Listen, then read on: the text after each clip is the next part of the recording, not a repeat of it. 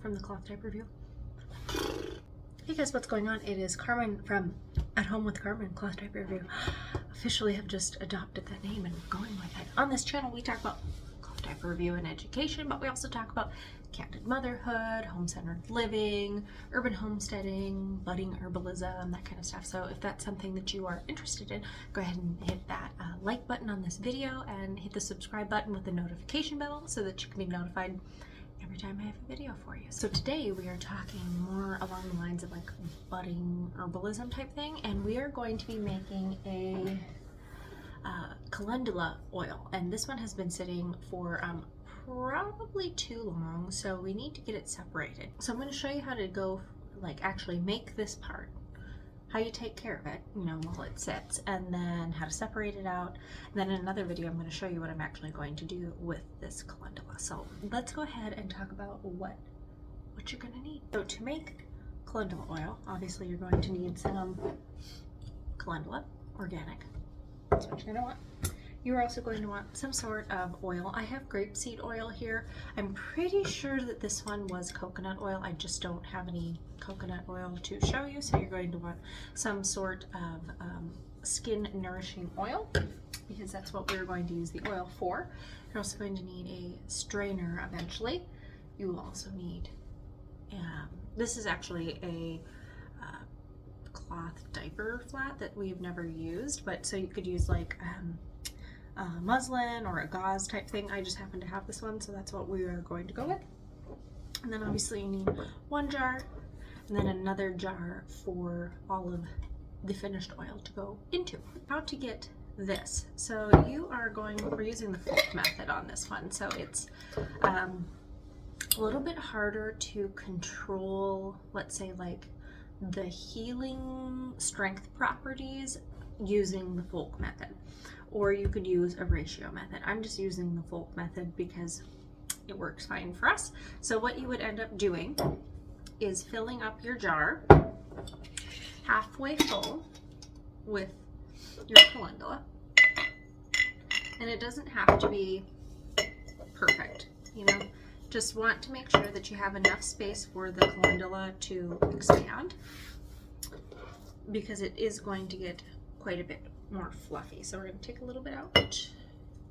So about, like I said, about half full. And then you would go ahead and take whatever oil you are using and fill it up to right here. So you're leaving about an inch of headspace or so is what the space that's left up at the top is called. So you would fill it all the way up to here, and making sure again that this is all clean and sanitized. I've mentioned if you are using a dishwasher, you can throw it through the dishwasher. You could put it in a boiling water bath, or you could go ahead and what I do is just pour boiling hot water on everything. Make sure everything's totally clean, so you would wipe it off with a cloth and then put your lid on.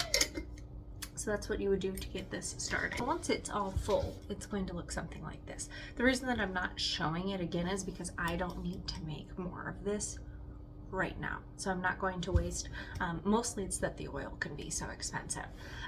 So it's going to look something like this. Now with the first week of you having this needs to be put in the sun. So we actually put it up next to in our window. There's like a ledge that we can put it in there. And this needs to be shaken every day, or just flipped upside down like this. I do it because we're at home. I do it many times a day, and the reason that you're doing that is because you don't want anything to get moldy. It will get moldy if you let things just sit. So it's a lot different from a tincture that you want to go ahead and put in a dark cupboard. You want this in the sun to get all of the nourishing properties out of the calendula, and then you're going to let it sit 4 to 6 weeks. This is definitely set more than that, but it should be totally fine because I have continued to make sure that I am agitating it every day, even though usually after the first week you kind of don't need to do that. I still do. I still go ahead and take care of it, shake it up, turn it around every single week. So let's move on to the next step. So it has been magically 4 to 6 weeks in here. So what we are going to go ahead and do is open this up and looks good. Nothing smells off. It smells like calendula oil smells. I'm used to the way that it smells because I've done this before and I've inspected it.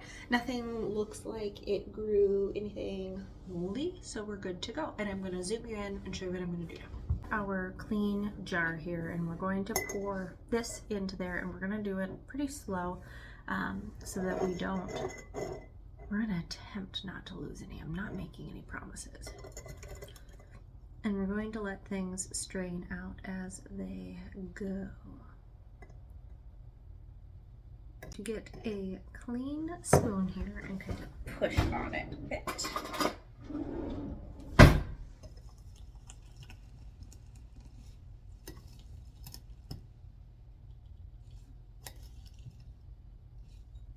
And don't worry about getting all of it out because we are going to head and use the cloth here that we have. So I'm not going to worry too much because this cloth is going to absorb some no matter what we do. And go ahead and do some more here. Just think it's a little bit easier for me to handle all of this doing it like this. I'm just making sure we don't have signs of anything icky going on. So we've got our jar all nice and clean again. So what we're going to do is drop that all in there. And we're going to see if we can squeeze out a bit more.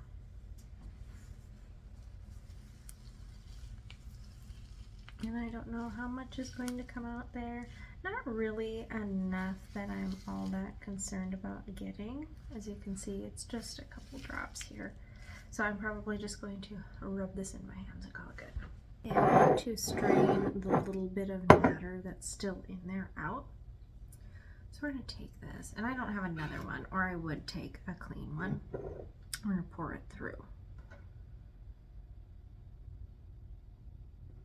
And let it, as you can see, it's going through.